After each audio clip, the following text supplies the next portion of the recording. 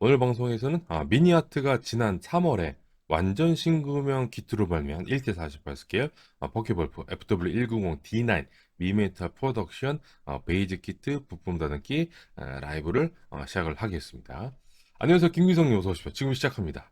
네, 본방 들어가기 전에 이 영상은 폭력적인 극단주의 조직이나 범죄 조직을 찬양, 홍보, 지원하려는 목적이 아님을 분명히 밝힙니다. 네. 자, 그래서 일단 네, 이제 프로포션 제일 궁금해 하실 텐데 일단 프로포션은 오케이입니다. 오케이지만 일부 부품의 프로포션은 좋지 않습니다. 이제 본체는 괜찮은데 그 사이드에 있는 것들 제 기준은 한두 개 정도가 조금 부족해요. 그래서 조금만 더 신경 썼다면 더 좋았을 텐데 그런 좀 아쉬움이 있지만 그래도 네, 1대 48 스케일 FW190D9 결정판 키트입니다. 네. 자, 그리고 기본적인 키트 정보 내용 말씀드리면 일단 플라스틱 재질 물음편입니다. 네, 물음편. 네. 기존의 그 미니 아트 키트와 동일한 플라스틱 재질입니다. 그래서 부품 두께가 얇은 곳은 조심하셔야 되고요. 부품 두께가 두껍더라도 조심하셔야 돼요.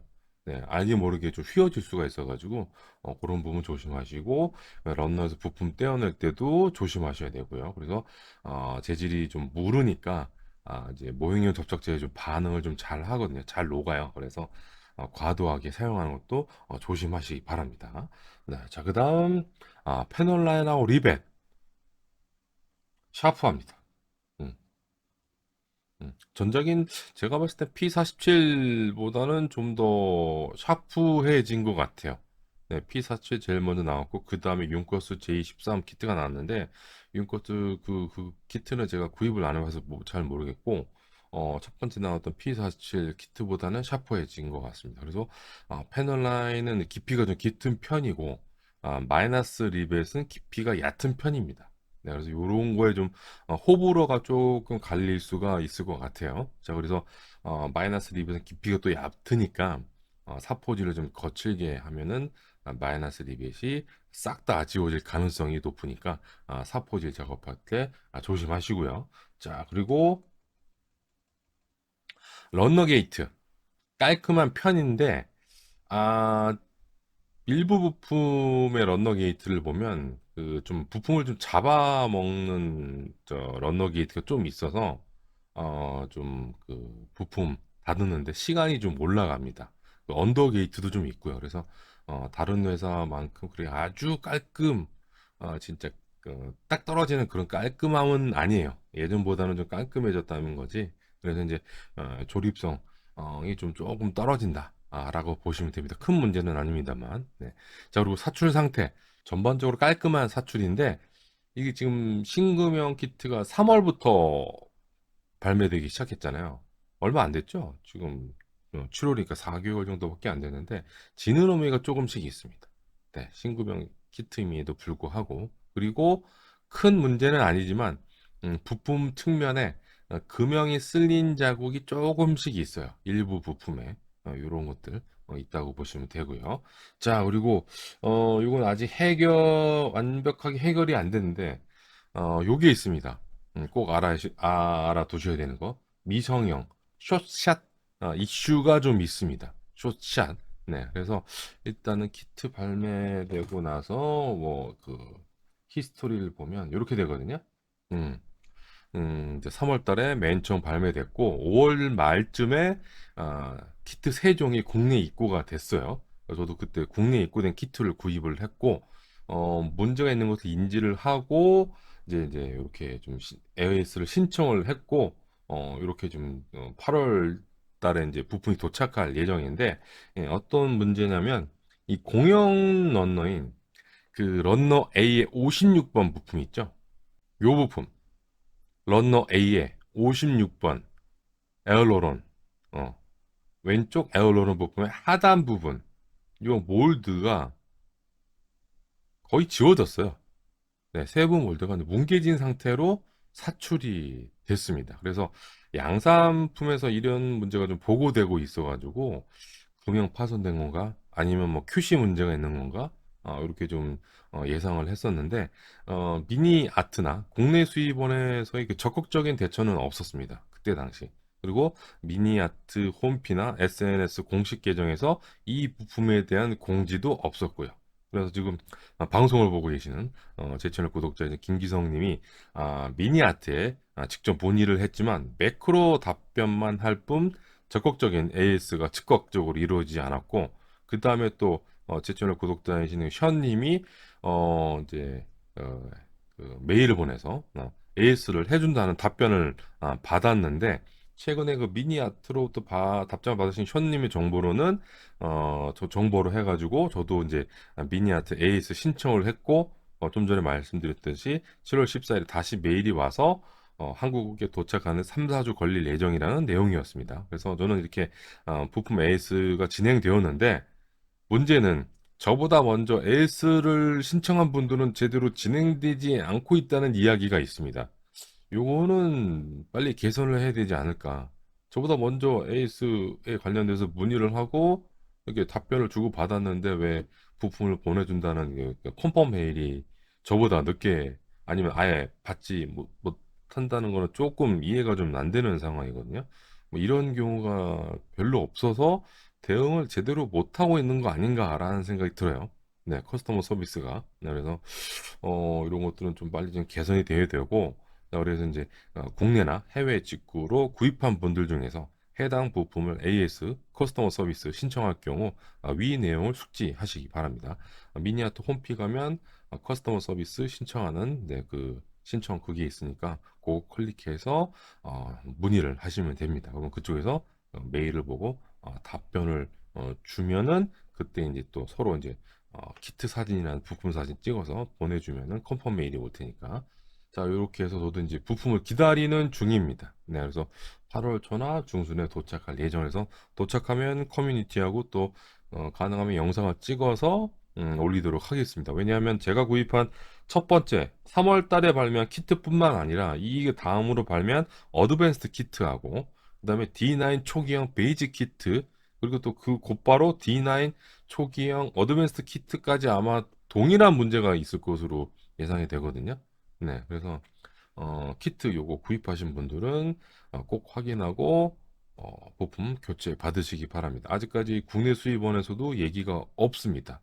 네, 예, 파악은 하고 있을 것 같은데 아직까지 적극적인 네, 움직임이 없으니까 구입한 소비자가 움직여야 해야 될 것 같아요. 그리고 요거 다음으로 좀 이따가 또 말씀드리겠습니다.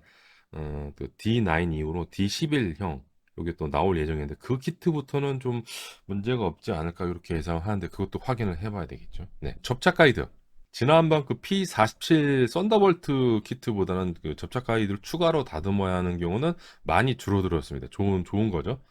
그리고 그 줄어드는 이유가 지금 요 키트, FW 190 A형이 아닌 D형은 공냉식이 아닌 순행식 엔진을 탑재한 기체라서 엔진하고 이제 카울링 관련된 부품이 많지 않고 그래서 조립성을 떨어뜨릴 만한 부분이 상대적으로 없어서 그런 것 같아요.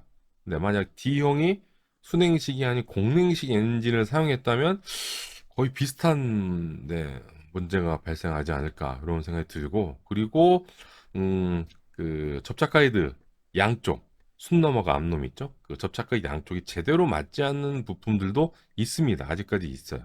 네, 그래서 부품 크기가 그 작은 부품의 경우에 접착 가이드가 없고 그냥 평면인 경우도 있어서 완전 초보자가 또 제작하기에는 조금 애로사항이 좀 있을 것 같아요. 네, 조금 이게 맞춰봐야 되는 경우도 있어가지고 조심하시기 바랍니다. 음.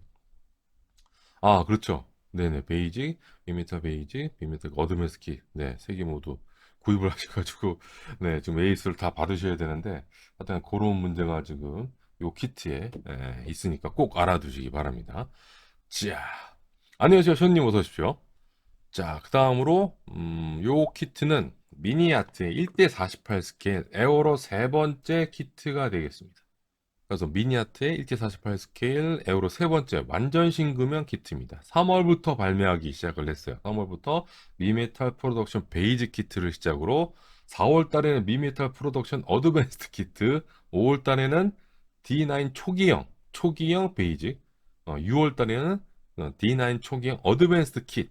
네, 연달아서 4, 5, 6월 달 연달아 가지고 네 종류의 키트를 쏴라락 네, 발매를 해버렸습니다. 근데 국내에는 5월 20일 날 입고가 됐다고 말씀드렸죠. 국내에는 요거 3개만, 요거 맨 끝에 있는 거 빼고 요렇게 3개만 입고가 됐어요. 5월 20일 날 국내에 입고가 됐는데 6월 이건 6월 달에 입고돼서 이제 배를 못 탄 거죠. 네. 비행기를 못 탄 거고. 네, 그래서 세 종류가 한꺼번에 입고가 됐고, 키트 가격을 이제 말씀을 드리면, 여기서 약간 좀 주저할 수가 있는데, 비쌉니다. 네. 베이직 키트가 63,900원이고, 부품이 좀 더 들어간, 애칭까지 들어간 어드밴스드 킷은 무려 81,900원입니다. 음, 음, 좀 더 낮춰야 되지 않나? 라는 생각이 들어요. 네. 저는 이제 그 쇼핑몰에 그 포인트를 매겨가지고, 네, 10,000원 이상 먹여서 이제 5만 원대에 구입을 했는데, 아, 5만 원대 정도로 내려가야 되지 않나라는 생각이 듭니다. 네. 네. 그래서, 키트 품질에 비해서 가격은 좀 높은 편이다. 그래서 키트 품질이 뭐 떨어진다 그런 건 아닌데, 좀 체감이 좀 그래요. 소비자 입장에서는. 네. 앞서 뭐 프로포션 괜찮고 1대 48 스케일 FW100D9 결정판이라고 말씀드렸는데 결정판이 되려면 뭐 혼자 뭐 독고다이로 다른 메이커들은 전혀 안 건드렸는데 뭐 혼자 결정판이 될 수도 있긴 한데 FW 시리즈가 그렇게 뭐 인기가 없는 기체가 아니니까 인기가 있는 기체이니까 다른 메이커에서 당연히 1대 48 스케일로 D9 키트가 있고요. 그 중에서 결정판으로 이야기할 수 있는 키트가 바로 에듀워드에 있었죠. 언제 발매했냐? 2010년에 신규명으로 발매를 했습니다. 2010년에. 요 미니 아트 그 FW100 D9 키트가 현지 발매되기 전에 제일 관심사는 결정판이었던 지금까지 결정판이었던 에듀워드의 1대 48 스케일 FW D9과 비교해서 얼마나 좋은지 얼마나 나쁜지였는데요. 일단 에듀워드 설명을 드리면 에듀워드의 경우에 어 1대 48 스케일 FW190A 시리즈부터 좀 그 2006년도에 에듀워드가 전체 라인업을 갈아엎습니다. 1대 48 스퀘어 FW190A8을 선두로 해가지고 완전 신규명으로 발매를 하면서 전체 라인업을 완전히 손보면서 바리에이션을 쭉쭉쭉쭉 발매해 오다가 갑자기 2017년 발매한 지 완전 신규명을 발매한 11년 만에 기존의 그 2006년도에 만들었던 FW190A 시리즈를 갈아엎어요. 어? 갈았고 완전히 또 새로운 키트를 만들었습니다. 그러니까 기존에 2006년도에 만들었던 키트의 좀 문제점을 하면서 부품 수를 좀 줄이고 세부 디테일을 올리고 뭐 이런 식으로 해가지고 또 새로 만들었어요. 그래서 2017년에는 FW190A4부터 발매를 해서 지금까지 이어져 오고 있습니다. 그래서 여러분들이 최근에 구입한 에듀어드 1대48 FW190A 시리즈는 2006년도 판이 아닙니다. 그 시리즈가 아니라 2017년도 판이에요. 그래서 2006년도에 발매한 FW190A 시리즈 키트는 더 이상 에듀어드에서 판매하고 있지 않고 옥션이나 뭐 장터에서 구입을 하셔야 될 거예요. 네, 지금은 에듀어드 공식 홈피에서는 없습니다. 판매를 하고 있지 않습니다. 자, 그리고 어, 중요한 건 D형이죠. 네, 앞서 말씀드린 D9은 2010년에 신규명으로 발매를 했는데 희한하게도 D9형은 그동안 변화 없이 그냥 재판만 해오던 상태였습니다. 그렇죠. 진심입니다. 아무래도 네, 뭐 피해 국가였기 때문에 네, 그래서 어쩔 수 없이 만드는 건데 그래서 이제 지금 D9, D11, D13 4K4 D형 시리즈가 뭐, 좀, 그, D9부터 말씀해. D9, 10, 11, 12, 13, 14, 15까지 있어요. 그런데 에듀오드는 9, 11, 13만. 네, 9, 11, 13만. 요렇게 발매를, 세 종류, 바리에이션만 발매를 했었고요. 자, 그리고 에듀오드의 D9은, 2026년 시각으로 보면 업데이트할 부분이 좀 있었거든요.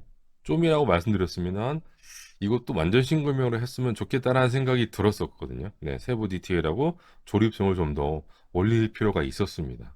2017년도에 그 A형을 완전히 갈아엎어서 새로 만드는 것처럼 해줬으면 좋겠는데 지금 에듀워드는 1대48 D9을 완전 신금을 만드는 게 아니라 몇 년 뒤에 1대32 스케일 FW190 D9을 그 하이브리드 에디션으로 요새 밀고 있는 네, 하이브리드 에디션으로 지금 준비를 하고 있습니다. 네, 그래서 좀 더 업그레이드가 되지 않을까 1대32 스케일에서 이렇게 좀 보여지고요. 네, 그래서 뭐 이런 생각을 가지고 있었는데 갑자기 이제 미니아트가 음, FW10D9을 신규명으로 개발한다는 소식을 공개하면서 네, 2010년에 그 에듀드의 그 FW10D9보다 더 좋은 키트를 만나볼 수 있을까? 이렇게 기대를 했습니다. 그래서 이 키트 국내에 입고되자마자 구입을 한 거고요. 네. 자, 그래서 미니아트가 이렇게 신규명으로 하는 바람에 에듀워드는 48로 그 D9을 다시 만들 것 같진 않아요. 그냥 계속 팔 것 같아요. 그리고 그냥 저기 뭐 3위로 가든가 아니면 7위로 가든가 또 7위 그 FW10 D9은 또 없거든요. A형 시리즈는 또 있는데 네 이렇게 좀 되어 있습니다. 자 그래서 이렇게 특이한 제일 처음 3월 달에 나온 키트입니다. 네 베이지 키트 측면 네 이렇고요. 자 열어보면 네 설명서 이렇게 있고 네 이렇게 해서 열심히 웬만한 건 다 다듬어서 한번 싹 한번 살펴봤습니다. 네. 자, 일단 설명서부터. 일단 제본이 되어 있습니다. 제본이 되어 이렇게 있고요. 사이즈는 A4 사이즈. 네, A4 사이즈. 키트 박스 안에 들어간 A4 사이즈고, 그다음에 칼라하고 흑백 인쇄가 이렇게 되어 있습니다. 도색대가 가이드는 칼라 인쇄 이렇게 되어 있죠. 음, 음. 그리고 여기 앞부분, 여기 보면 키트 제작이 필요한 도료 이렇게 있는 바이오, 군제, 뭐 AK 리얼 컬러, 미션 모델즈, 에모 이거 이렇게 있는데 언젠가부터 그 타미야 도료 정보가 빠지기 시작했습니다. 타미야께. 네. 그리고 여기 보시면 여기 RML 넘버하고 이름도 좀 표기가 되어 있죠. 네, 요거 보시고 본인이 사용한 도료 찾으시면 될 것 같고요. 자, 넘기면 이제 런너 다이어그램이 있고요. 네, 이렇게 있고 넘기면 네, 설명서 지정이 있는데 일단은 빼곡하게 일러스트레이트 그려져 있는데 일단 각 단계별 설명이 없습니다. 음. 각 단계별 설명. 그리고 성명서 단계별 뭐 그려진 뭐 이렇게 도면들을 보면 기본적으로 뭐 그려진 도면이 좀 큼직하게 그려져 있어 보기 좋고요. 그리고 부품 번호, 데칼 번호도 크게 네, 되어 있어 보기 좋습니다. 어, 그런데 부품 도면에 사용한 선 굵기가 이게 모두 동일한 굵기로 이렇게 좀 세팅이 되어 있어서 이 전체적으로 설명서 볼 때는 좀 보기가 좋지만 네, 지나니까 보기가 좋지만 이 접착해야 하는 부품 기준으로 보면 이 집중력이 좀 분산이 되는 스타일이거든요. 네. 네. 그래서 요런 것들은 좀 조정해줬으면 좋겠는데 아직까지는 그러지 않다. 네. 자, 그리고 요 정도 보시면 스텝 15 같은 거 보면 이런 거 굵게 왼쪽, 오른쪽 이거 없어도 사실은 알긴 아는데 순간적으로 딱 봤을 때 이게 왼쪽, 오른쪽 부품인지 헷갈리는 경우가 있거든요. 근데 그거 하지 말라고 이렇게 굵게 표기해 놓은 거 이런 건 잘한 겁니다. 네. 이런 것도 뭐 셰시 R, 셰시 L 이렇게 굵게 표시해 놨잖아요. 여기도 LR. 음. 이거 뭐 표기해 주는 거 어려운 거 아니잖아요. 그죠? 네. 여기도. 음. 여기 오른쪽이고 왼쪽인 거 알지만 저기 상부 부품이 네. 이런 거 좀 표기해 놓은 거. 이런 것들을 생략을 하면 안 됩니다. 네. 당연하다고 생각하면 안 돼요. 네. 요 키트를 뭐 진짜 뭐 저 숙련된 사람만 구입해서 만드는 게 아니니까. 자, 그리고 이렇게까지 잘 가다가 여기서 설명서에서 좀 문제가 있습니다. 이 가조립해 보신 분은 아마 요, 요, 요 첫 번째 여기 이 첫 장에서 문제를 발견을 하셨을 텐데 바로 이제 스텝 4에서 윤커스의 유모 213의 엔진 조립을 시작을 하는데 일부 부품의 그 정확한 접착 위치가 제대로 표시되어 있지 않습니다. 뭐 HB9라든지 그 다음에 AE40 실제 부품을 보면 이거 어디다 붙여야 되지? 라고 생각을 하실 겁니다. A40 같은 경우는. 요 그림만 보면, 아, 그래, 여기, A64 끝부분에 붙이면 되지. 그런데, 이 부분이 맞나? 라고 할 정도로, 좀, 그, 정확한 접착 가이드 표시가 부품에 표시가 되어 있지 않아서 잘못 붙일 가능성이 되게 커요. 그 다음에 B의 22번, 어디 갔냐? B의 22번. 요것도 지금 요 B22번을 DC4에 붙이도록 되어 있는데 요것도 여기가 맞나 하는 정도. 그리고 실제로 그 자리에 갖다 놓고 붙여보면 제대로 고정이 안 돼요. 네, 제대로 고정이 안 돼서 접착제가 완전히 굳을 때까지 조심해야 됩니다. 네, 이런 것들은 접착 가이드 설계 좀 제가 봤을 땐 잘못했다고 보여지거든요. 네, 그 자리에 딱 끼운 다음에 약간의 공차, 유격은 있어도 완전히 이게 확확 움직이지 않아야 되는데, 이건 그냥 그 접착 가이드 위에 살짝 올려놓는 수준의 설계예요. 이런 것들은 좀 위험해요. 네, 그 다음에 HB8. 이거, 특히, HB8. 요겁니다. HB8. 그 다음에 HB8에 DB7, DB6 이렇게 붙이고, 요 구퉁에 HB7 부품을 붙이도록 되어 있는데, 그 다음에 요 끝부분에 HB3도 붙여야 돼. 그래서 요 부품에 하나, 둘, 셋, 네 개가 붙는 거예요. 자, 그런데 요 그림대로 접착을 하면 여기 A의 64 부품에 접착을 못 합니다. 왜? 지금 그 거꾸로 그려놨거든. 거꾸로 그려놨거든. 예.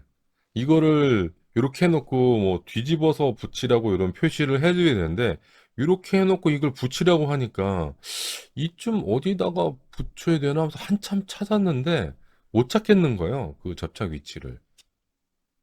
예. 접착 방향을 반대로 붙여야 돼요. 그리고 여기서도 반대로 붙이라고 이렇게 뭐 이렇게 좀 표시를 해줘야 되는데 그 표시가 전혀 안 되어 있어요. 게다가 요 부품만 붙이는 게 아니라 이렇게 휘어져서 이렇게 내려가는 파이프 같은 게 있는데 이것도 여기 요 부분에 끼워야 되거든요. 이것까지 고려하다 보니까 이게 맞나? 그리고 요 부품하고 요 부품의 접착면도 뭔가 그 앞놈 숨놈 접착 가이드가 있는 게 아니라 그냥 평면이에요. 그럼 이 접착 위치를 제대로 못 찾게 되면 얘를 붙였을 때 얘도 좀 틈이 발생하면서 각도가 틀어지게 되거든요. 이게 총체적인 난구. 어. 그래서 가조립을 안 하고 곧바로 무형료 접착제를 바르신 분은 낭패를 볼 수밖에 없다. 저는 가조립을 해서 한참 들여다보고 실기 사진도 보고 실기 사진 보고 정확한 위치를 찾아냈거든요. 그래서 그래? 이거구나. 그래서 네. 그래서 이 정확한 접착 각도를 좋아줄 추가 일러스트레이션도 어딘가에 있어야 됩니다. 자, 그리고 요거만 있는 게 아니라 설명서 부분 표기 오류도 있습니다. 뭐 어려운 건 아니에요. 대단한 건 아닌데 일단 스텝 12. 응, 여기디.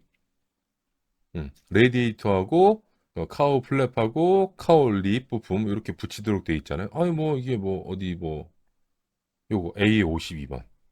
요게 A의 52번이 아니라 A의 57번입니다. 근데 이건 쉽게 찾을 수 있어요. 부품 크기가 크니까. 네, 여기 있고 그 다음에 또 어이 없었던 거는 수평미 부품에서도 부품 번호 표기가 있습니다. 바로 요거 스텝 22. 이게 제가 이제 부품을 다듬을 때 어떤 스타일이냐면 오른쪽 이게 오른쪽이잖아요. 음, 오른쪽 수평미이고 여기 왼쪽이잖아요. 오른쪽을 먼저 다듬으면 그대로 다듬고 놔두고 왼쪽을 다듬을 때는 부품 표면에 네, 그 아트 나이프로 이렇게 사선으로 좀 표시를 합니다. 접착하면 안 보이는 부분에다가 분명히 A66번, A67번인 부품을 떼어낸 다음에 두 개의 부품을 접착하는 안 보이는 그 안쪽에다가 아트나이프로 왼쪽 표시를 해놨는데 정작 가조립할 때 맞춰보니까 안 맞는 거예요. 네. 부품 번호가 바뀌었습니다. 그래서 A의 66번은 A의 65번이고요. A의 65번은 A의 66번입니다. 이거는 뭐 쉽게 찾을 수 있어요. 왜 안 맞지? 하다가 다른 반대편 끼워 놓으면 딱 맞을 겁니다. 네, 이렇게 좀 접착 가이드가 튀어나온 A의 65번하고 A의 66번 부품 표기가 틀려 있다라고 보시면 됩니다. 또 아쉬운 거는 이런 무장이 얼마 몇 개 안 들어가거든요. 무장 여기서부터 이제 제작을 하는데 이게 몇 리터 뭐 몇 킬로그램 폭탄인지에 대한 설명이 없어요. 혹시 제 그 리뷰를 보신 분이라면 그 리뷰에 있던 그 폭탄 명칭은 설명서에 있는 명칭이 아닙니다. 제가 온갖 자료집을 다 뒤져서 이게 뭐지? 이게 뭐지? 이게 몇 킬로그램짜리지? 어? 그렇게 찾다가 못 찾은 거는 그냥 뭐 연료 탱크 1, 연료 탱크 2 이런 식으로 해놨거든요. 본인들은 이거 어떤 무장인지 알 거 아니에요. 미니아트 관계자들은. 본인들이 직접 리서치하고 만들었으니까. 이거 뭐 병칭 표기해 주는 거 어렵나? 네. 그죠. 그러니까 좀 변화가 좀 필요해요. 다른 시각으로 접근을 해야 돼요. 그래도 그나마 다행인 거는 뭐 탑콤처럼 뭐 요런 거는 또 해놨어요. 네. 화이트 12의 기체 빌드 넘버의 부대 마크에 네. 언제적 마킹인지 탑콤은 이런 거 전혀 없잖아요. 그러면 걔네들 마킹을 어떤 자료를 보고 만든 거야 라고 어, 어, 질문을 받을 수밖에 없는데 일단 애칭은 없습니다. 다른 키트의 베이직 키트에 애칭이 들어가는 경우도 있는데 지금 FW10D9 요 키트는 애칭이 전혀 없고 어드밴스드 키트에만 애칭이 있고요. 테카 이렇게 한 장, 마킹 두 종이고 지퍼팩 포장이 아닙니다. 제가 넣은 거고 그다음에 그 데칼 보호를 위한 트레이싱지가 있고요. 그래서 한번 데칼 인쇄는 카르토그라퍼에서 했는데 A급은 아닙니다. 좋긴 좋은데 키트에 들어간 기본 데칼 치고는 품질이 좋은데 카르토그라프에서 별매로 인쇄해가지고 받아오는 그런 별매 데칼 그 품질보다는 좀 떨어져요. 네, 좀 조영수 파스터브 이렇게 돼 있거든요. 네, 음. 에디오드하고는 부품 설계 조금 다릅니다. 그래서 전방 계기판, 조종관, 트로틀, 러더 페달, 좌우 콘솔하고 프레임까지, 그 다음에 조종사 시트, 그 다음에 뒤쪽에 후방 프레임, 네, 하고 격벽, 요거까지 다 좀 분할을 했습니다. 그래서 FW10 시리즈 조종성 내부가 그 맨 처음 발매했던 그 P47보다는 좀 복잡하지 않은 편입니다. 네, 그래서 분할된 부품 수가 이제 적어 보이긴 하는데 그냥 넘어간 부분은 없어 보이고요. 꼼꼼하게 이제 세부 디테일을 챙겼고 그리고 그 특히 또 이 측면 격벽 쪽이 좀 썰렁하긴 한데 실기가 측면 격벽이 세부 디테일이 거의 없는 편이에요. 네, 거의 없는 편이라서 미니아트 일부러 생략한 건 아니다라고 보시면 되고 오른쪽 격벽이 보면 이렇게 동그란 판처럼 생긴 거 있거든요. 네, 이게 캐노피 핸들이에요. 캐노피 열고 닫을 때 돌리는 거. 요거까지 동체 내부 부분 저 안쪽에다가 사출한 게 아니라 따로 분할해서 이렇게 좀 재현을 해서 했기 때문에 그냥 지나치는 부분은 없습니다. 그냥 세부 디테일이 진짜 요 측면 이런 몰드밖에 없어요, 진짜로. 네. 그 다음에 제가 가조립을 해보니까 아직까지 그 미니아트가 에어로 쪽 노하우가 없다는 게 느껴지는 게 이렇게 좀 있거든요. 동체 부품, 네, 스타보드 부품 이렇게 있는데, 네, 여기 이제 베이지 키트에 들어가는 부품입니다. 어드밴스 킷은 이제 안 여기 내부 제어 부품 때문에 이 부분이 잘린 부품이 한 벌이 한 세트가 더 들어가요. 음, 이제 베이지 키트인데 존스 바스터브 접착 가이드가 요겁니다. 요거.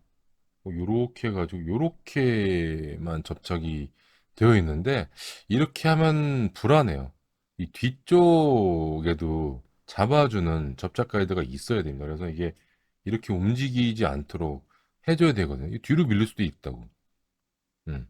음, 앞부분으로 딱 당겨서 붙이라는 건데 뒤에도 밀리지 않도록 접착 가이드가 있어야 돼요. 그리고 요 턱 높이가 너무 낮아요. 이건. 네, 이건 좀 낮습니다. 이것보다는 2배 정도는 더 커야 돼요. 안정적으로 지탱할 수, 그 좌우 동체 부분 조립하다가 이렇게 좀 한쪽에 해놓고 이게 딱 탈락이 될 수도 있어요. 접착제를 바르더라도.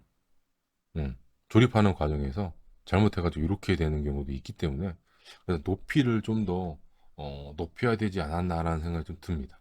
일단 요 조종간이고 스로틀, 네, 스로틀 진짜 이렇게 생겼습니다. 실기 사진 보면 별 그런 몰드가 없고 그다음에 전방기판 2개로 이렇게 좀 나뉘어져 있고 그래서 그 한 개는 조정석 바스터브에 접착하고 나머지 한 개 요 전방기판 글레어 실드에 접착하도록 되어 있어요. 그리고 요거 실기 사진하고 비교를 해보니까 싱크로율 90% 정도. 상당히 재현을 잘 해놨고 그리고 계기 안쪽에 그 바늘 네, 요거는 재현하지 않았고요. 좀 전에 봤듯이 그 데칼 안에 전방기판 데칼이 포함이 되어 있습니다. 네. 자, 그리고 여기서 또 이제 접착 가이드, 앞서서 말씀드린 접착 가이드 때문에 조금 가공을 해야 된다고 말씀드렸는데, 요 좀 전방 계기판에 접착 가이드가 하나, 둘, 가운데까지 이렇게 세 개입니다. 아주 조그만 거 보이시죠? 제가 조금 아트 나이프로 잘라냈어요. 왜 잘라냈냐? 안 맞으니까. 네. 여기에 들어가거든요. 여기? 여기에 안 들어가더라고요. 그래서 얘를 팔까, 쟤를 잘라낼까? 네, 얘를 잘라내는 게 쉽죠. 그래서 얘를 잘라내면 잘 들어갑니다. 그리고 양쪽에 있는 접착가이드는 여기 딱 맞고. 네, 요런 좀 짜잘한 것들이 좀 이슈가 좀 아직까지 계속 있다는 거. 좌우 콘솔 보면 프레임 측면 쪽도 분할을 했는데 여기는 문제가 안 됩니다. 여기 이제 요 턱 때문에 이제 움직이지 않는데 요런 것들은 이렇게 왼쪽은 접착가이드 이렇게 하나, 오른쪽은 2개 이렇게 해놔서 바꿔 끼지 않도록 해놨고 이렇게 지금 설계를 접착가이드 해놓으면 움직이지 않아요. 네, 앞뒤로 움직이진 않아요. 좌우로도 움직이기 힘들어요.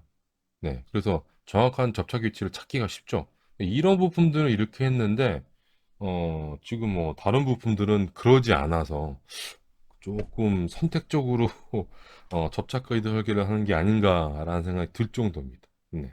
여기서 여기 막혀 있죠. 원래는 대부분의 키트들은 여기가 뚫려 있고 여기 뚫려 있는 곳에 투명 부품으로 건사이트 부품을 접착하도록 되어 있는데 미니아트는 그렇게 설계하지 않고 건사이트 몸체하고 글레어 실드를 같이 이렇게 사출을 했고 건사이트의 그 글래스 부품만 여기 붙이도록 이렇게 해놨습니다.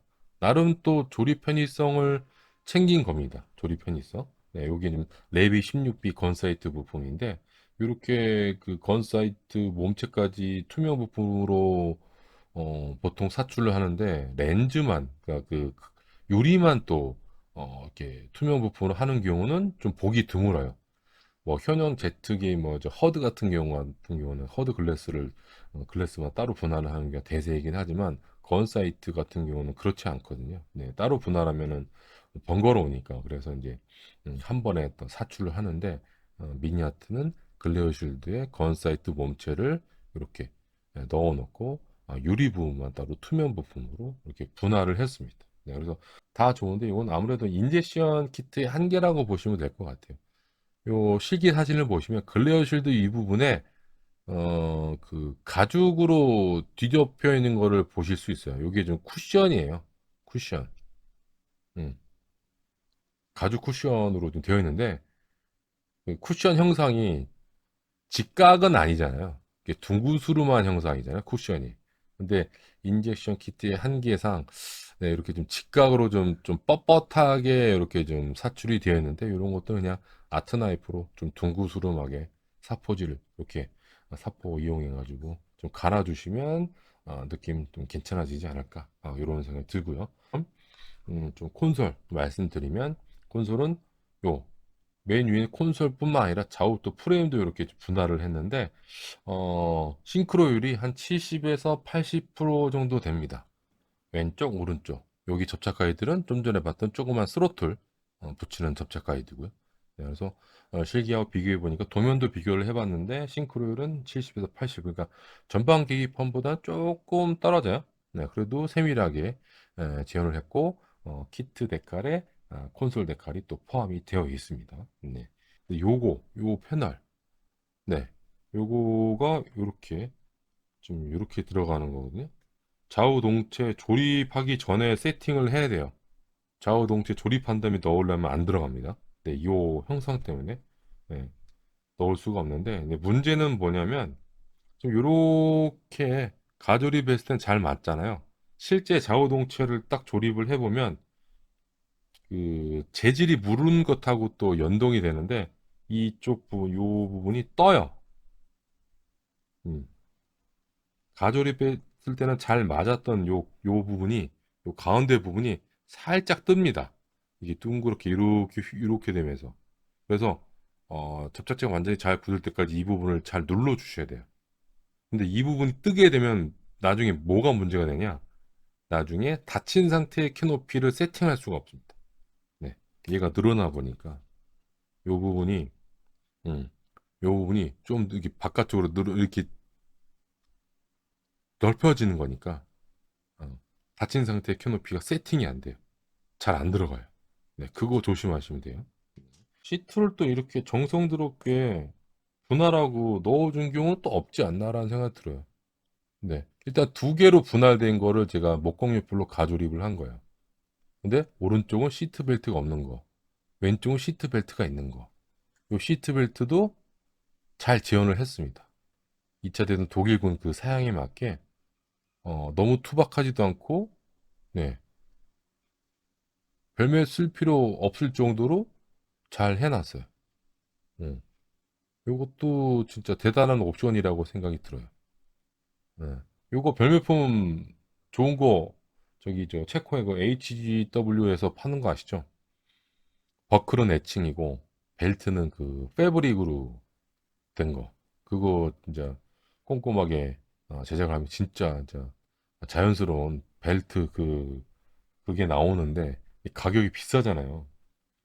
비싸니까 자주 못 쓰는 거지. 네. 근데 지금 인젝션 키트로 찍어낸 시트벨트 몰드 치고는 상당히 자연스럽습니다. 그래서 엉덩이 부분하고 등받이 부분을 두 개로 분할한 게 아닌가. 네. 시트벨트 디테일을 살리는 게 아니었으면 그냥 통짜로 뽑았을 텐데 시트벨트 몰드를 살리기 위해서 두 개로 분할을 해놨습니다. 네. 이런 거 참 좋죠? 네. 다른 키트도 좀 본받았으면 좋겠어요. 네. 굳이 별매 쓸 필요 없다고 생각이 듭니다. 네. 이렇게 되어 있고요. 음, 이렇게 조립이 됩니다. 네, 스로틀만 빼고 모두 이렇게 좀 조립을 했습니다. 스로틀만 빼고. 엔진 그 설명서 요 말씀드렸었잖아요. 네. 이렇게 좀 가조립을 한 겁니다. 이거 쉽게 조립한 거 아니고요. 안에 보면 목공용품을 좀 떡칠한 부분도 있습니다. 우여곡절 끝에 설명서 오류 부분 이런 것들을 이겨내고 여기까지 조립을 했는데 이제 여기서 이제 좌우동체 조립할 때 조영석 바스터브하고 뭐 테일 휠하고 기관총 내부 격벽하고 그다음 엔진 배기고 엔진 요거까지 세팅을 해야 되는데 여기 보시면 동체 부품 여기에 접착 가이드가 두 개가 있습니다. 자, 보여드릴게요. 동체 부품. 어디냐면 여기에요, 요거. 여기에 좀 아주 조그맣게 플러스 접착 가이드 튀어나온 거 보이시죠? 응? 여기에 맞추라는 거거든요. 이런데 이런데 맞추라는 건데 이런데 맞추라는 건데 실제로 부품을 갖다 대면 이게 들어갔나 안 들어갔나 느낌이 없어요. 좀 전에 그 조영석 바스톱의 시트 부품하고 마찬가지로 여기도 지금 이렇게 조그매요. 아, 이거는 좀 그래요. 이거 조립성이 되게 떨어질 수밖에 없어요. 게다가 지금 요거까지 조립하는 것도 좀 쉽지 않았다고 말씀드렸는데 특히나 조영석 바스터브하고 연결되는 요 D DC1하고 DC4를 여기에 붙이도록 돼 있잖아요. 이것도 접착 각도가 변할 가능성이 커요. 지금 접착 가이드가 요 한 부분밖에 없어요. 양쪽이 없어요. 한쪽만 있어. 그렇다는 얘기는 여기 끝부분 부분이 길게 나오는데 이번을 잘못 건드리면 얘가 얘가 이렇게 변할 수 있단 말이야. 이렇게. 이게 변하면 나중에 좌우 동체하고 붙였을 때 이게 좀 각도가 변했는데 여기 끝쪽에 있는 접착 가이드하고 동체 내부 쪽 접착 가이드가 맞아야 되는데 그게 맞겠냐고. 안 맞아요. 맞으면 이상한 거지. 네. 요거거든요. 접착 가이드가 여기밖에 없어요. 이 앞부분에는 없어. 그거에 대한 대응이 없어요. 그거에 대한 대응이 없어요. 그래서 한참을 여기 제가 이렇게 갖다 대봤는데, 이렇게구나. 정확하게, 아, 이 부분에 딱 들어갔구나. 느낌이 없어요. 네. 설령 오른쪽 부분이 맞았다 하더라도 여기 또 틀어질 가능성도 있고. 그래서 이 키트에서 제일 어려운 부분이 아마 이 엔진 내부 재현하고 요거를 동체에 세팅하는 게 제일 어렵지 않을까라는 생각이 듭니다. 다른 부분은 어려운 부분은 없습니다. 제가 봤을 때는. 경쟁사인 에듀워드 거는 어떻게 되는지 볼까? 에듀워드 거도 이제 엔진 내부 재현이 되어 있습니다. 이렇게 내부 재현이 되어 있는데 얘는 기본적으로 접착 가이드가 시원시원해요. 시원시원해. 응. 접착 가이드가 시원시원해. 이렇게. 응. 그래서 요렇게 요 그림 넣어뒀잖아요. 응.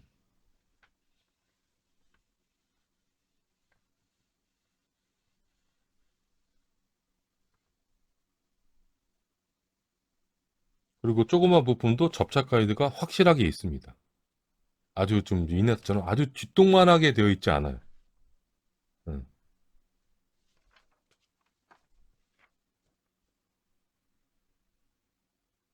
그리고 네, 엔진 내부를 네, 요렇게 앞쪽에 격벽 이 격벽이 요렇게 정확하게 저 뭐야 엔진 저 배기구 수납부랑 연결이 되면서 붙이도록 되어 있는데 지금 미니아트는 그냥 접착면이 이 양쪽에 있는 접착 가이드만 있는 거예요. 여기랑 뭐 어디 지지하는 부분이 없어요. 동체만 봤을 때는. 나중에 저기 뭐야 여기 주위 카브랑 맞닿는 부분이 있을지 모르겠는데 그래서 이런 설계가 좀 부족하다고 저는 보여집니다. 네. 세부 디테일 면에서 뭐 에듀어드 거보다 좀 더 좋을 수는 있는데 조립성 그 조립에서 스트레스를 엄청 많이 받으니까 네 그렇게 스트레스 받을 부분이 아니거든요. 네 메인 엔딩 수납부에서 조금밖에 안 보여지는 부분 그거 재현한다고 이제 저 엔진 내부 재현을 한 건데 음. 도색은 아마 한색으로 퉁치면 될걸요? 네, 한 색이구나. 1번, 8번, 10번. 1번, 8번, 10번. 1번이 검정색, 8번도 검정색. 아, 1번은 RML 66. RML 66도 거의 뭐 검정색이니까. 10번이 알루미늄. 음. 그 알루미늄색으로 다 칠한 다음에 붓으로, 네, 검정색으로 세필로 칠하면 끝. 그러면 될 것 같아요. 음. 네네. 그래서 에듀워드 키트가 뭐 세부 디테일 면에서는 좀 투박해 보일 수는 있는데, 요게 좀 조립한다면 옹기종기 보이긴 하는데, 네, 얘도 뭐 파팅 라인이라든지 이런 거 다듬어야 될 부분 꽤 많아 보이거든요. 근데 나중에 조립된 다음에 그 메인 엔딩 수납부 안쪽에서 보이는 거라서 사실 완성한 다음에 이거 뒤집어서 볼 경우는 그렇게 많지 않거든요. 그래서 동체 내부의 조립성도 좀 챙겨야 되는데 에듀오드는 앞뒤로 뭔가 크게 지지하는 지지대 부품하고 다른 부품하고 딱딱 끼워 맞는 부분들이 있어서 안쪽 부품이 좀 틀어지더라도 전체 그 프레임은 넣을 수가 있는데 얘는 지금 그게 힘들어요. 자, 이렇게 동체 부품 이렇게 있는데 요게 지금 베이징용 동체 부품입니다. 네, 어드밴스드 키트용은 그 어드밴스드 키트용의 동체 부품은 엔진 앞부분 쪽을 좀 더 분할을 해서 신규 런너가 또 한 벌이 더 한 세트가 더 들어갑니다. 그래서 일단 요 베이징용 키트 요거 보면 엔진 카울링 기수 상부 패널 기관포 내부 카울링 그 하부 패널 여기 그 다음에 반대쪽이 요거 슈퍼차저 에어 인테이크 그다음에 러더 그 다음에 글레어 쉴드 분할했고 이렇게 좀 다 분할을 했고요. 그리고 간단하게 설명서에서 봤습니다만 기관포 하고 엔진 내부 지원이 있습니다만 엔진 쪽은 조립이 좀 힘들다, 빡세다. 자 이렇게 돼 있고 그 다음에 스타버드 쪽 부품을 보시면 엔진 배기구 위쪽이 뭔가 판때기가 이렇게 붙어 있죠. 이그저스트 가스 쉴드라고 해가지고 엔진 배기구가 바로 위쪽에 있는 위쪽 뒤쪽에 있는 그 슈퍼차저 에어 인테이크 쪽으로 이제 빨려 들어가지 말라고 막아놓은 게 판때기입니다. 네, 근데 요거를 이제 동체 부품하고 따로 분할을 했어야 되는데 함께 사출을 해버렸죠. 그런데 얇게 사출을 해서 네, 괜찮고요. 그 다음에 어드밴스드 킷을 보시면 이 부품이 또 애칭으로 추가로 더 들어 있습니다. 같은 형상의 그 가스 쉴드가 그리고 요 앞부분에 좀 각이 져 있는 거 있죠. 어떤 도면 보면 이 앞부분이 약간 둥구스름하게 되어 있는 도면이 있는데 실제 기체는 앞부분이 이렇게 약간 좀 각이 져 있습니다. 요 각이 져 있는 형상을 제대로 재현을 했는데 다만 다만 다만 뒷부분은 괜찮은데 앞부분의 요 길이가 조금 짧아요. 짧아 보입니다. 제 눈에는. 음. 근데 뭐 형상이 그렇게 복잡한 건 아니니까 그 어드밴스드 킷의 그 애칭 이미지를 보고 나서 얇은 뭐 프라판이라든지 페이퍼로 아니면 애칭 쪼가리로 자작을 해가지고 길이 조금 더 길게 해가지고 교체해 주시는 것도 좋을 것 같아요. 형상은 그렇게 어려운 게 아니니까. 네. 자 그리고 전체적으로 마이너스 패널 라인의 리벳 음, 패널 라인은 좀 깊은 편입니다. 리벳 상대적으로 되게 얕아요. 그 FW190D형이 뭐 갑자기 뭐 하늘에서 떨어진 게 아니라 그 FW190A8을 기준으로 동치를 늘린 기체입니다. 늘리면서 여기저기 보강판도 붙였고 그래서 어 그 바깥에서 보이는 보강판은 바로 이제 동체 좌우 쪽에는 요 위아래에 있는 이제 보강판이 제 눈에 띌 텐데 일단은 그 제품 발매 전에 공개된 시사출 조립 사진을 봤을 때는 이 보강판의 두께가 길다란 이 보강판의 두께가 좀 두꺼워 높아 보였는데 실제로 지금 제가 부품을 이제 보면서 살펴보니까 적당한 두께로 보여집니다. 적당한 두께로. 네. 그래서 뭐 갈아내거나 그러실 필요는 없어 보입니다. 사진으로 봤을 때는 되게 좀 두꺼워 보였거든요. 단차가 좀 높아가지고 좀 사포질을 해야 되나? 이런 생각이 들었는데 프로포션이라든지 세부 디테일 때문에 여러 가지 이제 자료집하고 사진을 보니까 보관판 두께는 괜찮은 것 같다. 네, 그냥 놔두셔도 좋을 것 같습니다. DC 2번 부품이에요. DC 2번 부품. 기존의 다른 메이커하고는 다른 부품 분할입니다. 보통은 이렇게 분할하죠. 동체 배면을. 근데 미니아트는 요렇게 좀 분할을 했어요. 네. 이렇게 좀 분할을 해가지고 좀 특이한 부품 분할을 보여주고 있는데 일단 세부 디테일은 좋습니다. 에디오드 거랑 뭐 비교해 보시면 완전히 네, 네, 완전히 달라요. 네, 네. 에디오드 거 나쁜 건 아닌데 네. 앞서 말씀드렸습니다만 에듀오도 D9형은 이제 그뭐 조립성이라든지 세부 디테일 면에서 좀 업그레이드가 돼야 되지 않나 그래서 이제 완전 신구명을 기대하고 있었는데 네 미니 아트게 나와버렸죠. 네 그래서 뭐 에듀오도 나쁘지 않은데 미니 아트게 좀 더 좋게 나왔다라고 보시면 될 것 같습니다. 자 그리고 동체 부품하고 이제 가조립을 해보니까 그 주위 부품 이렇게 좀 분할이 되어 있잖아요. 여기 지금 이렇게만 가조립을 해도 벌써 네 여기 패널 라인이 있는 부분인데 앞에 있는 패널 라인 치고는 네, 틈이 좀 많이 발생해요. 뒤쪽도 좀 발생을 하는데 앞 뒷부분보다는 앞부분이 좀 많이 발생합니다. 네. 그리고 측면 쪽 접착면은 잘 맞아요. 측면 쪽 접착면은 신경 안 쓰셔도 꼼꼼하게 접착만 하시면 되는데 앞뒤는 어떻게 해도 안 됩니다. 앞에서 제가 전체적인 프로포션은 괜찮은데 동체하고 줄기는 괜찮은데 일부 부품이 프로포션이 조금 아쉽다고 말씀드렸던 부분이 바로 요겁니다. 슈퍼차저 에어 인테이크. 네, 전체적인 형상이 좀 아쉽습니다. 특히 하단부 형상 요거. 요거는 좀 이따가 좀 동체하고 세팅한 다음에 보여드릴게요. 네, 그래서 이렇게 되고 네, 이렇게 세팅이 됩니다. 자, 그리고 하나 빼먹은 거 있죠? 네, 요것도 미리 접착을 하지 않으면 네, 큰일 난다는 거.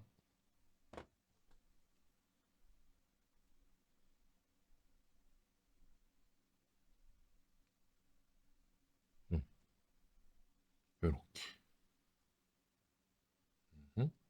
자동태 들어갑니다. 음. 아우, 사포질도 힘들어요. 네.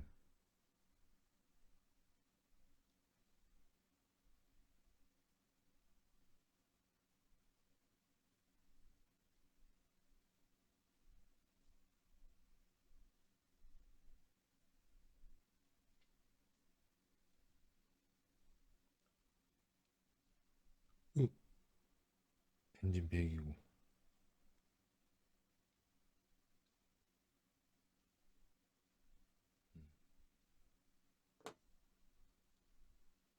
레디에이터 부품. 네. 그래서 여기 보면 네. 암놈 순놈의 크기가 확실히 크죠. 네. 그래서 어, 결합이 이렇게 잘 됩니다만 앞에 있는 부품들은 되게 조그매가지고 이게 들어가는 건지 나가는 건지 응? 어, 아리송할 경우가 많았는데 얘는 그렇진 않고요. 자, 그리고 레디에이터 부품을 이렇게 좀 조립을 하면 여기 바깥쪽에다가 네, 그 카울 립 부품 4개를 접착을 해야 되는데 여기 보시면 네, 홈이 형상이 다 다릅니다. 네, 홈이 형상이 다 달라요. 접착 가이드가 다르다는 겁니다. 그래서 헷갈리지 않게 접착을 할 수 헷갈리지 않게 접착하게 만든 건 좋은데 문제는 이제 조립을 해보니까 조금씩 틈이 좀 있어서 눈에 잘 보이는 기수 부분인데 이제 카울 쪽에 틈이 생기면 조금 그렇거든요. 이렇게. 네. 이렇게 좀 틈이 발생을 해요. 그래서 이 틈을 줄이려면 뭐 퍼티를 쓰는 것보다는 네, 레디에이터 부품을 조금 갈아내면 직경을 좀 줄이면 여기에 좀 줄어들지 않을까라는 생각이 듭니다. 이게 윤커스 VS111 네, 프로펠러 블레이드입니다. 이제 그 통짜 사출을 했고요. 형상은 오케이. 그런데 좀 아쉬운 부분, 요 끝부분, 블레이드 끝부분이 약간 좀 도톰했으면, 네, 음, 좀 둥그스름하게 나왔으면 더 좋았을 텐데, 그건 이제 사포로 또 수정이 가능하니까, 어, 큰 문제는 아니고요. 그 다음에 뒤쪽에 보시면 접착 가이드가 되게 직형이, 어, 그래서 여기에 이렇게 들어가는 거거든요. 네, 안정적으로 들어갑니다. 기술이 안정적으로. 여기 직경이 좀 굵다 보니까. 얇은 것들은 건들건들 거리면서 빠지는 경우도 있는데 얘는 그렇지는 않고요. 그리고 프로펠러가 돌아가게끔 여기 안쪽에 좀 뭐야 그 잡아주는 부품이 있으면 좋았는데 그것까지는 설계를 안 해서 그런데 그 부품은 충분히 네, 공작을 해가지고 뒤쪽에서 잡아줄 수 있도록 이렇게 할 수 있긴 하는데 네, 그냥 건드리지 않고 그냥 이것만 껴도 충분히 안정적으로 조립이 되니까 큰 문제 될 것 같지는 않고요. 그 다음에 스피너 부품이 세 종류가 좀 포함이 되어 있습니다. 세 종류. 조금씩 디테일이 다른데 하나는 불필요 부품이고 두 종류만 쓰도록 되어 있거든요. 7번하고 8번. 이게 9번이 네. 요게 좀 불필요 부품이고 그다음에 7번, 8번. 요게 지금 둘 중에 선택해서 쓰도록 되어 있습니다. 요것도 조립성이 괜찮고요. 이렇게 조립이 됩니다. 그리고 아쉬운 점은 여기 블레이드 요 끝부분에 좀 세부 디테일이 있는데 그거는 그냥 깔끔하게 밀어버렸어요. 좀 오돌도돌한 좀 세부 디테일이 있는데 그거는 재현은 안 했다. 네, 라고 보시면 될 것 같습니다. 주입품이 이렇게 돼 있고 배면 분할했고 다른 메이커하고 구분되는 부품 분할이고 그 다음에 안쪽에 메인 엔진 수납부 겹벽 다 싹 다 분할을 했고요. 그 다음에 가동이 아이얼론과 플랫 분할을 했고 그 다음에 여기 왼쪽에 건 카메라 네, BSK16 건 카메라 렌즈도 포함이 되어 있어 투명 부품으로. 자 그리고 아쉬운 점은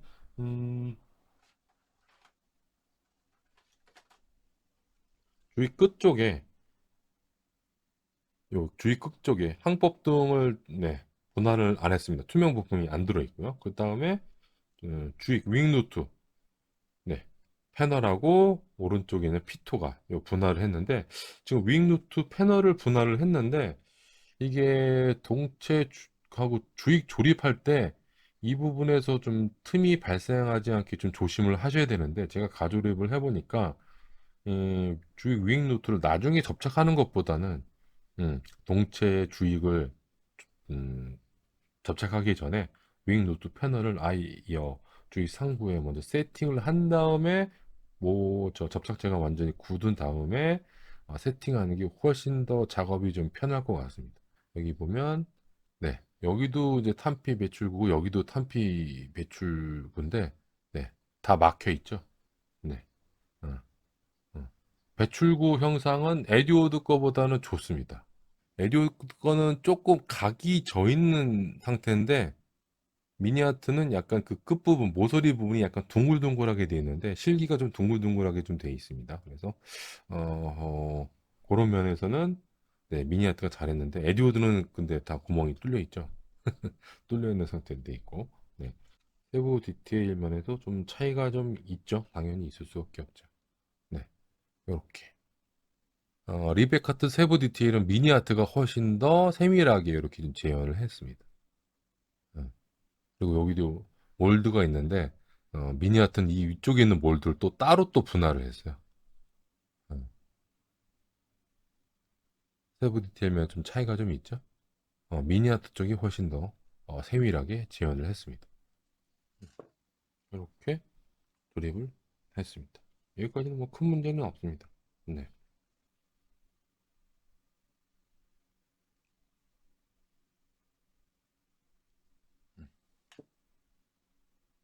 이렇게 세팅을 했습니다.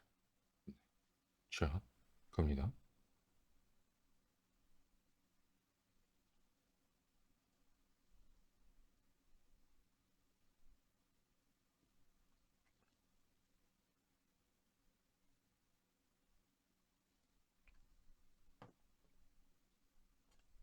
그다음에 곧바로 배면 부분. 앞뒤로 좀 단차가 발생했었는데 측면 쪽은 괜찮았거든요. 자, 이 상태로 건조, 건조, 네, 건조시키도록 하겠습니다. 으,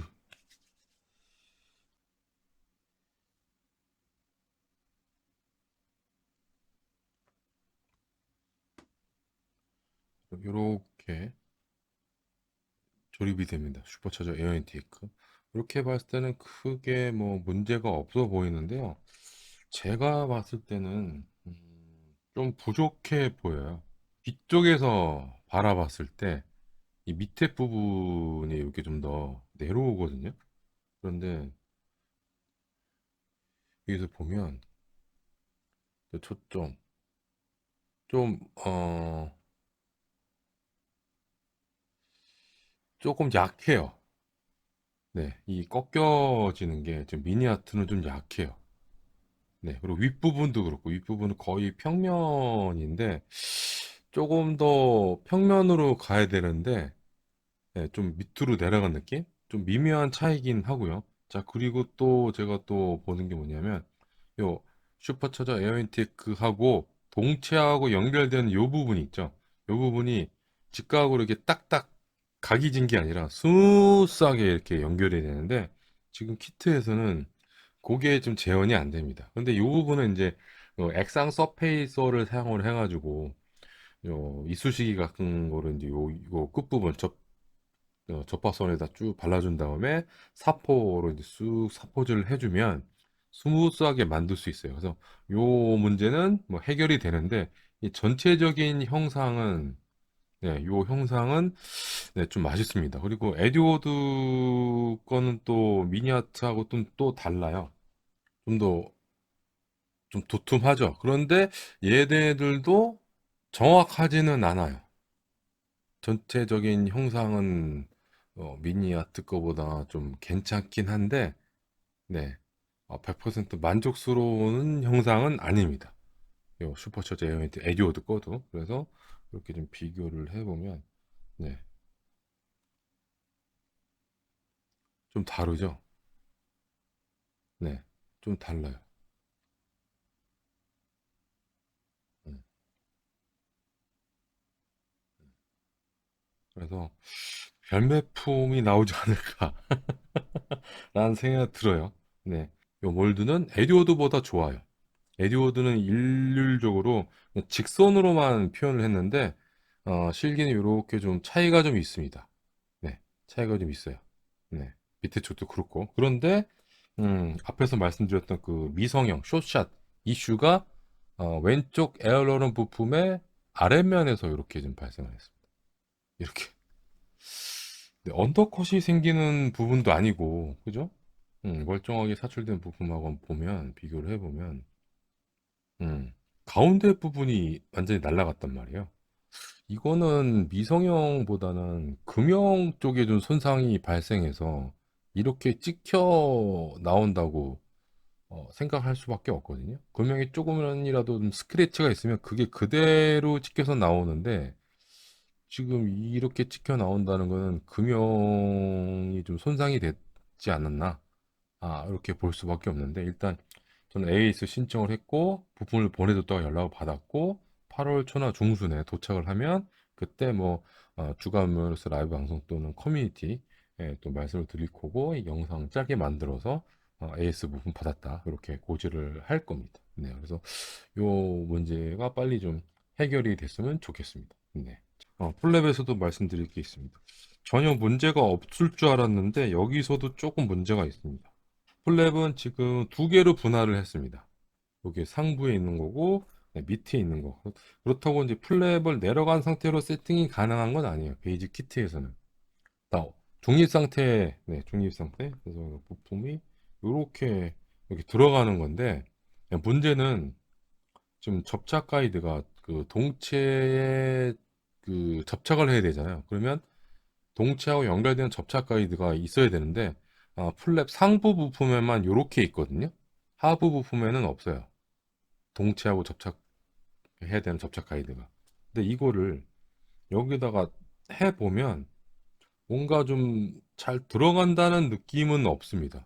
그래서 여기 접착 가이드가 있는 쪽을 딱 보면 좀 애매하게 접착이 된다고 느껴질 수밖에 없습니다. 요 접착 가이드. 음. 그래도 있는 게 그나마 다행이긴 한데 요쪽 면 길다란 면으로 대부분 접착한다고 보시면 돼요. 네. 그래서 요런 문제가 있고요. 그래서 이 D9 후속으로 지금 D11 7월 초쯤에 그 렌더링 이미지가 공개됐는데 그 후속 바리에이션의 D11에서는 이 플랩 상부를 주의기에서 분할하지 않았거든요. 렌더링 이미지를 보면. 그래서 이런 문제 때문에 분할을 안 한 것 같아요. 베이직 키트인데도. 음. 밑에만 분할해서 안쪽에 애칭 부분 쓰고 그래서 그런 피드백을 반영해서 D11 부품 주익 쪽에 신규 부품이 들어가거든요. 그래서 새롭게 설계를 한 것 같습니다. 네. 이 키트에 들어있는 이제 캐노피 부품인데 윈실드, 캐노피 두 종류입니다. 캐노피 두 종류는 다 블로온 캐노피, 볼록하게 튀어나온 네. 이렇게 봤을 때 이 부분이 좀 볼록하게 D9 초기형에서는 볼록하지 않고 플랫 일직선으로 쭉 내려오는 캐노피가 들어가 있을 거예요. 신규 부품으로. 자, 일단 윈실드 부품은 한 종류인데 표면이 고르지 못합니다. 좀 화면에 잘 잡힐지 모르겠는데, 이거 이 상태로 지금 랩핑을 해서 표면 정리를 해서 사출을 했다는 거는 이게 좀 이쪽 면 보시면 완전히 우둘두둘합니다, 이거. 네. 그나마 캐노피 쪽은 그나마 괜찮은 건데, 윈실드 쪽은 표면 상태가 이거는 빵점이에요, 빵점. 음. 투명도는 좋긴 한데, 표면 상태, 랩핑 상태가 개판입니다. 이런 건 뭐 전차에서도 이렇게 안 할 텐데, 네, 요건 좀 신경을 써줬으면 좋겠어요. 음, 음,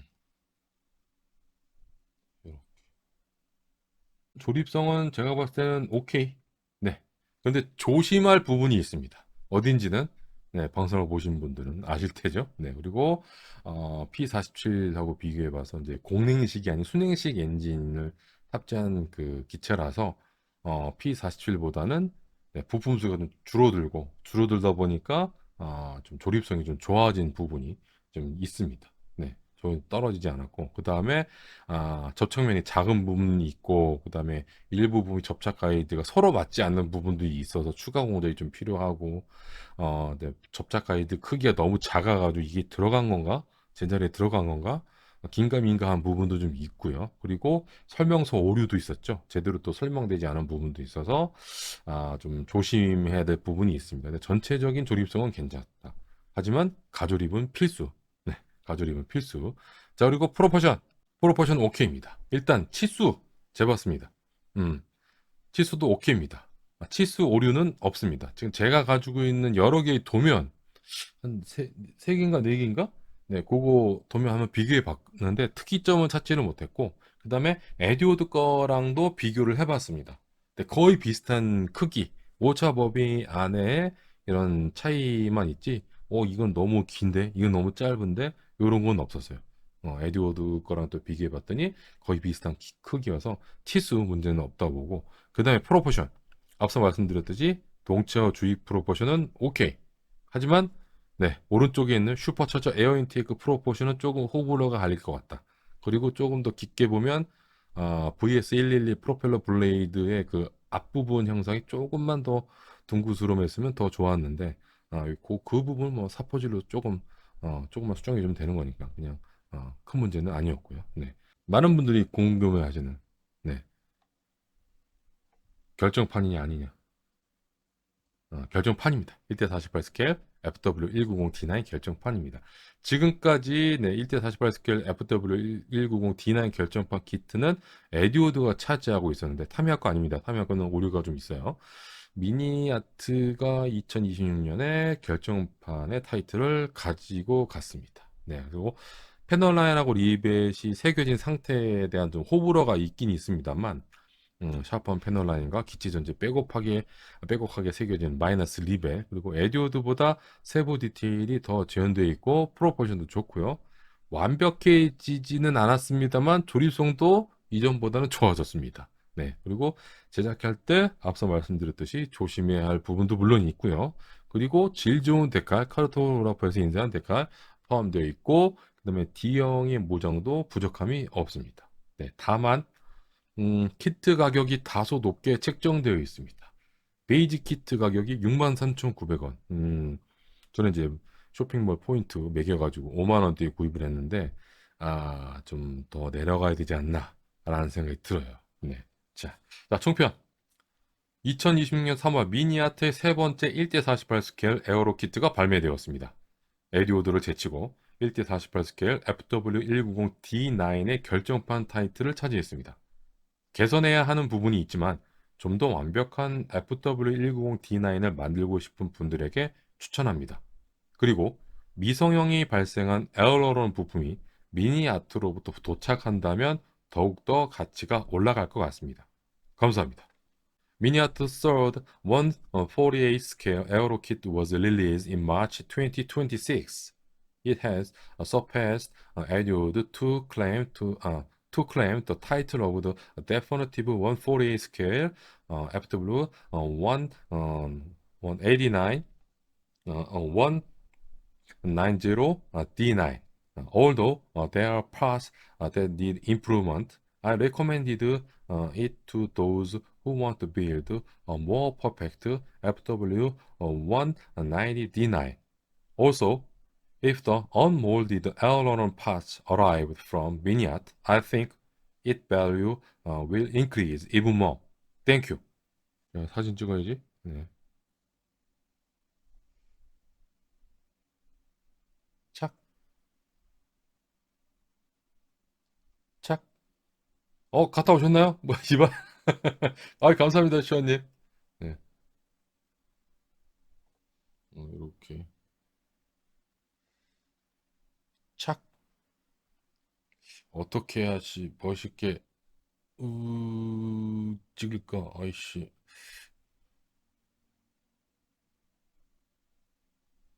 착. 음. 네, 한국, 네, 판매 가격 겁나 비싸요. 맨 처음에 베이직 키트 가격이 어드밴스드 킷 가격인 줄 알았는데, 그게 아니었어요. 네, 어드밴스드는 더 비싸요. 8만 원. 8만 원 넘어요. 착. 네. 음. 자, 골사인 쿠거였습니다.